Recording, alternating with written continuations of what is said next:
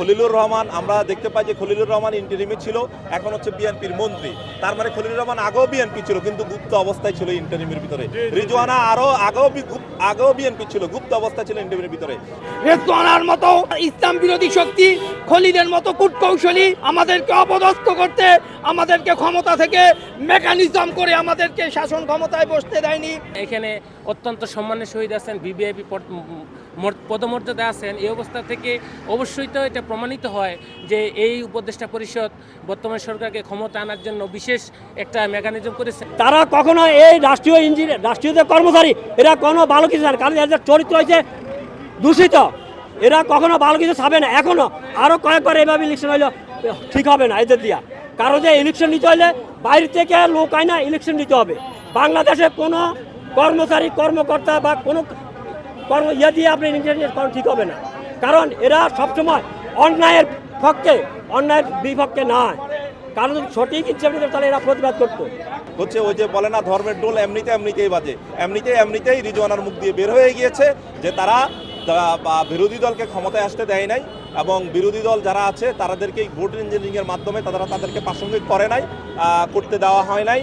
তা ইন্টারিমের পক্ষ থেকে এভাবে ভোট ইঞ্জিনিয়ারিংয়ের মাধ্যমে হচ্ছে বাংলাদেশ জামাত ইসলামকে পরাজিত করা হয়েছে এবং ক্ষমতায় আসতে দেওয়া হয় নাই, সেটা আমরা মনে করি।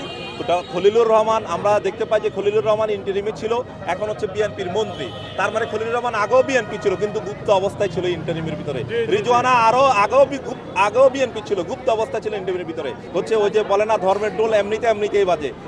এমনিতেই রিজওয়ানার মুখ দিয়ে বের হয়ে গিয়েছে যে তারা বিরোধী দলকে ক্ষমতায় আসতে দেয় নাই, এবং বিরোধী দল যারা আছে তাদেরকে ভোট ইঞ্জিনিয়ারিংয়ের মাধ্যমে তাদেরকে প্রাসঙ্গিক করতে দেওয়া হয় নাই। তা ইন্টারিমের পক্ষ থেকে এভাবে ভোট ইঞ্জিনিয়ারিংয়ের মাধ্যমে হচ্ছে বাংলাদেশ জামাত ইসলামকে পরাজিত করা হয়েছে। রেজওয়ানা সিদ্দিকী তিনি যে কথাটা বলছেন, ঘুরে পেছে বলছেন, সেখানে তিনি জামাতের নাম উল্লেখ করে নাই, কিন্তু মেন স্ট্রিম যে কথাটা বলছেন, মানে মূল ধারা যেটা সাধারণ যে প্রচলিত, সেটাকে উল্লেখ করে তিনি যে কথাটা বলেছেন। এখন এখানে যদি বিচার বিভাগ স্বাধীন হয় এবং তদন্ত সাপেক্ষে যদি তিনি অপরাধ করে থাকেন, ইঞ্জিনিয়ারিংয়ের সাথে যদি তিনি জড়িত থাকেন, কারচুপির সাথে ফলাফলের, তাহলে রাষ্ট্র তার বিরুদ্ধে বিচার করবে। আর যদি রাষ্ট্রের বিচার ভালো না থাকে, বিচার যদি ন্যায়ইনসাফ ভিত্তিক বিচার না থাকে, তাহলে তার বিচার হবে না। আর বর্তমান সরকার যারা আসছে তারা তো অবশ্যই চাইবে না যে তাদের বিচার করার জন্য, কারণ তারা তাদেরকে ক্ষমতায় নিয়ে আসছে। এবং দেখা গেছে যে প্রধান উপদেষ্টা ক্ষমতায় তিনি 28 তারিখে যমুনা ছাড়ার পরে তাকে ভিভিআইপি যে পদমর্যাদা দেওয়া হয়েছে।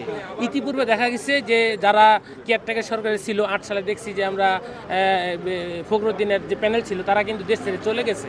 এখন ইনারা এখানে অত্যন্ত সম্মানের সহিত আছেন, ভিভিআইপি পদমর্যাদা আছেন। এই অবস্থা থেকে অবশ্যই তো এটা প্রমাণিত হয় যে এই উপদেষ্টা পরিষদ বর্তমান সরকারকে ক্ষমতা আনার জন্য বিশেষ একটা মেকানিজম করেছে। ইলেকশন ইঞ্জিনিয়ারিং হয়েছে, ইলেকশন নিয়ে ম্যানিপুলেশন হয়েছে। লন্ডনে এই নিয়ে যখন বৈঠক হয়েছিল, আমরা মনে করছি যে তখন কিছু একটা মেকানিজম হয়েছে, আলোচনা হয়েছে। তারই প্রেক্ষাপটে কয়েকদিন আগে দেখলাম টেলিভিশনে রেজওয়ানা, যিনি সাবেক উপদেষ্টা ছিলেন, যিনি পরিবেশ আন্দোলন করতেন, আমরা তখন তার পরিবেশ আন্দোলনে প্রশংসা জানাতাম, সত্যের পক্ষে যখন কথা বলতেন। কিন্তু তিনি ইলেকশন ইঞ্জিনিয়ারিং বিষয়ে কথা বলতে গিয়ে তার মুখ ফেসকে বের হয়ে গিয়ে যে সত্য কথাটা উনি চাপা দিয়ে রাখতে পারেননি। ওনার কথা থেকে প্রমাণিত হয়েছে যে ইলেকশন ইঞ্জিনিয়ারিং হয়েছে।